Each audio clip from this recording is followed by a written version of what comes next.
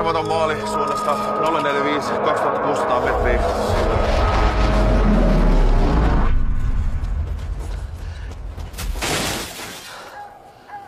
Se on saatana 10 tonnin tuo ikkuna. Jos mie tulisin teille töihin ja sillä tavalla korvaisin tämä. Matti Nevala seisoi lumihangessa. Hän katsoi haikeasti alakuloisua traktoriaan. Ei mitään runoja perkele, kun mitä tapahtuu? Keksit jonkun jutun. No eikä nyt uutisia voi keksiä. No ei täällä kuitenkaan mitään tapahdu. Ette siis puhu ohjuksesta. Emme varmuudella voi tietää, mikä se on. Toistaiseksi käytämme nimitystä tunnistamaton lentävä esine. Mie taisin ehkä löytää jutu, josta mie voisin kirjoittaa.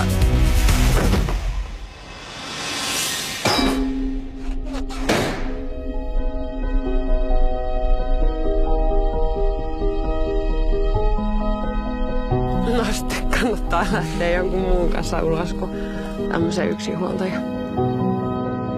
Miksi mun yliluutantit on tuolla ja miksi ei kukaan viranomainen sano mitään? Hei, näistähän me voitais kirjoittaa. Onko mahdollista, että siinä olisi ollut ydinkärki? Ei nyt mitään ydinkärkiä ole. Kysymyksessä oli neuvostoliittolainen taktinen risteilyohjus. Sun olisi parempi lopettaa tää leikki. Voi antaa meidän miesten vaan hoitaa nämä hommat. Hippo! Tuolla BBC, ABC, kaikki maailman kamerat sojottaa meihin. Lähdetäänkö tanssiin? Ai niin kuin ennen ydinsotta otetaan kaikki irti elämästä.